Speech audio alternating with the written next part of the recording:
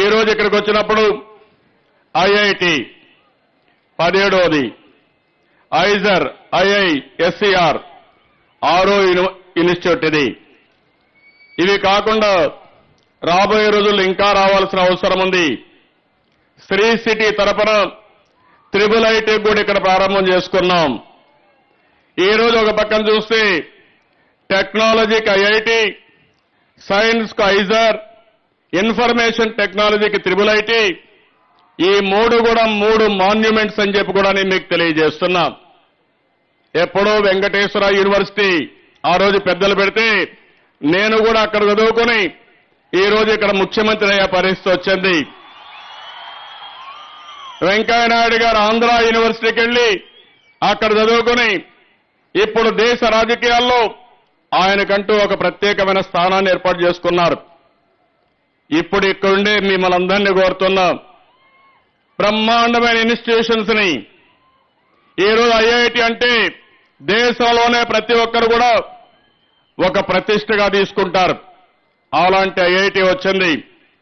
భవిష్యత్తులో నాకు ఏమాత్రం అనుమానం లేదు, తిరుపతి ఒక నాలెడ్జ్ హబ్గా తయారవుతుంది, ఎడ్యుకేషన్ హబ్గా తయారవుతుంది. దీన్ని మనందరం కూడా ముందుకు తీసుకుపోవాల్సిన అవసరం ఉంది. అదే మరి ఇవే కాకుండా మన రాష్ట్రంలో ఇంకా మీరు చూస్తే రాబోయే రోజుల్లో 4వ తారీఖున institute of customs and excise కి కేంద్ర మంత్రి అరుణ్ జైట్లీ గారు వచ్చి ఫౌండేషన్ ఇస్తున్నారు. ఇప్పుడే మంత్రి గారు మళ్ళా ఒకటి చెప్పారు, సెంట్రల్ యూనివర్సిటీ కూడా ఏప్రిల్లో అనంతపూర్లో ఫౌండేషన్ ఇస్తామని వారు చెప్పడం జరిగింది.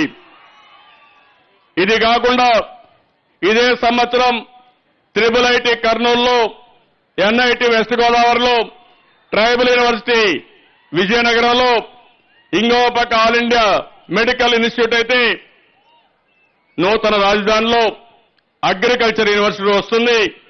ఇది కాకుండా రాజమండ్రిలో పెట్రోలియం యూనివర్సిటీ వస్తుంది. డిజాస్టర్ మేనేజ్మెంట్ ఇన్స్టిట్యూట్ కూడా కొత్త రాజధానిలో వచ్చే అవకాశం ఉంది. ఇంతవరకు మనకు ఇన్స్టిట్యూషన్స్ తక్కువ ఉన్నాయి. వెంకయ్యనాయుడు గారు ఒక మాట చెప్పారు, మొత్తం విభజన తర్వాత ఈ ప్రాంతానికి అన్యాయం జరిగింది. ఈ సందర్భంగా వెంకయ్యనాయుడు గారిని మనస్ఫూర్తిగా అభినందిస్తున్నా. విభజన రోజున రాజ్యసభలో పోరాడిన వ్యక్తి వెంకయ్యనాయుడు గారు. మనస్ఫూర్తిగా మనం అందరం ధన్యవాదాలు తెలియజేయాల్సిన అవసరం ఉంది. ఆ తర్వాత మీరు ఒకసారి ఆలోచిస్తే విభజన తర్వాత కూడా ప్రతిరోజు కూడా దీనికోసం ప్రయత్నం చేస్తున్నారు. నాకు ఏమాత్రం అనుమానం లేదు, వారి చొరవతో ఈ ప్రాంతానికి న్యాయం జరుగుతుంది. అదే మరిగా ఈరోజు మీరు చూస్తే ఈరోజు విభజన తర్వాత మన రాష్ట్రంలో ఇబ్బందులు వచ్చినా భవిష్యత్తులో నాకేమాత్రం అనుమానం లేదు, ఆంధ్రప్రదేశ్ రాష్ట్రాన్ని నెంబర్ 1 రాష్ట్రంగా తయారు చేసే బాధ్యత ముఖ్యమంత్రిగా నేను తీసుకుంటాను. నరేంద్ర మోడీ గారి యొక్క పూర్తిగా సహకారం ఉంటుంది. వెంకయ్యనాయుడు గారు మన రాష్ట్రాన్ని అభివృద్ధి చేయడం కోసం అన్ని విధాలా సహకరిస్తారని చెప్పి కూడా నేను మీకు తెలియజేసుకుంటున్నాను. నేను ఇంత మునుపు కూడా మాట్లాడుతూ వస్తూ అడిగాను, ఈరోజు మన రాష్ట్రాన్ని ఒక నాలెడ్జ్ స్టేట్ గా తయారు చేయడానికి, ఒక ఎడ్యుకేషన్ హబ్ గా తయారు చేయడానికి మనం కంకణం కట్టుకొని పనిచేస్తున్నాం. ఒక పక్క విశాఖపట్నం, రెండోది తిరుపతి, నూతన రాజధాని 3 ప్రాంతాల్లో పెద్ద ఎత్తున ఎడ్యుకేషన్కి ప్రాధాన్యత ఇవ్వాలని ఈరోజు మీరందరూ ఇక్కడ ఉన్నారు. ఈరోజు ఒక ఐఐటి, ఐజర్ ఇక్కడ ఫౌండేషన్ వేస్తే పెద్ద ఎత్తున ఇంపాక్ట్ వచ్చింది. భవిష్యత్తులో మీరు చూస్తే చెన్నై దగ్గరుంది, తిరుపతి ఉంది, పక్కన నెల్లూరు ఉంది.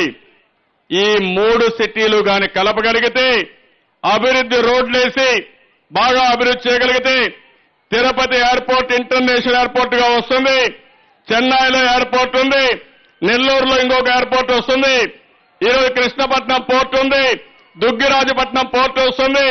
ఈ 3 సిటీలు కలిపితే ప్రపంచంలోనే ఒక బెస్ట్ ప్లేస్ గా తయారు చేయడానికి అవకాశాలు ఉన్నాయని చెప్పి కూడా నేను మీకు తెలియజేస్తున్నాను.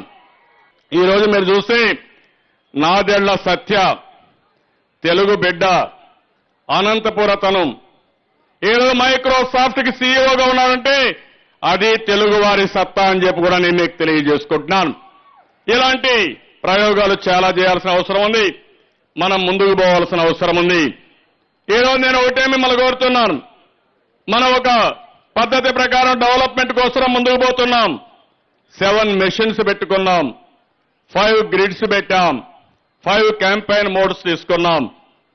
ఇవన్నీ కానీ చేయగలిగి ఈరోజు మన విభజన తర్వాత మీరు ఒక్కసారి ఆలోచిస్తే తాత్కాలికంగా మనకు చాలా ఇబ్బందులున్నాయి. ఒక పక్క చెన్నై నగరం, ఇంకో పక్క చూస్తే బెంగళూరు నగరం, ఇంకో పక్క చూస్తే హైదరాబాద్. ఈ 3 నగరాలు కూడా ఒక మహానగరాలుగా తయారైనాయి. కానీ ఈరోజు మనకు రాజధాని కూడా లేదు. రాజధానిని అభివృద్ధి చేసుకోవాలి. అదే మనకి ఇన్స్టిట్యూషన్స్ లేవు, ఇవి కూడా అభివృద్ధి చేసుకోవాలి. అందుకని ఈ సంవత్సరం ఏమాత్రం కాలయాపన చేయకుండా పెద్ద ఎత్తున ఇన్స్టిట్యూషన్స్ రావాలని ఇవన్నీ కూడా మనం ఫౌండేషన్ వేసుకున్నాం. రాబోయే అకాడమిక్ ఇయర్లోనే ఇవన్నీ కూడా కాలేజీలు ప్రారంభం అవుతాయి. రాబోయే 4-5 సంవత్సరాల్లో ఆంధ్రప్రదేశ్ అంటే ఎడ్యుకేషన్ హబ్గా తయారవుతుంది. దీంట్లో ఎవ్వరికీ అనుమానం అవసరం లేదు. స్టూడెంట్స్ అందరినీ ఒకటే కోరుతున్నాం, నేను ఇక్కడనే చదువుకున్నా, ఈ ప్రాంతంలో ఈరోజు ఐఐటి వస్తా ఉందంటే, ఐజర్ వస్తా ఉందంటే నేను మీ అందరికంటే ఆనందంగా ఉన్నా. ఏ కాలేజీ కావాలన్నా, ఏ కోర్సులు కావాలన్నా తిరుపతిలో ఏర్పాటు చేసే ప్రయత్నం ఈ ప్రభుత్వం చేస్తాం. కేంద్రం సహకారం తీసుకుంటాం. మీరు బాగా చదువుకుని మంచి పేరు తెచ్చే విధంగా ముందుకు పోవాల్సిందిగా స్టూడెంట్స్ అందరినీ కోరుతున్నాం. కొంతమంది పాపం ఓపిక పట్టలేకున్నారు. నేను వాళ్ళని కోరుతూ ఉన్నా, అయ్యా మీరు 50 ఏళ్లు రాజ్యం చేశారు. ఢిల్లీ నుంచి గల్లీ వరకు, పార్లమెంట్ నుంచి పంచాయతీ వరకు, ముఖ్యమంత్రి నుంచి మున్సిపాలిటీ వరకు మొత్తం మీ చేతిలో ఉండింది. మీరు చేస్తానంటే వద్దంది ఎవరు? 10 ఏళ్ల పాటు మీరు పరిపాలన చేశారు. మన్మోహన్ సింగ్ గారేమో పేరుకేమో ప్రధానమంత్రి, సోనియా గాంధీ గారి పెత్తనం.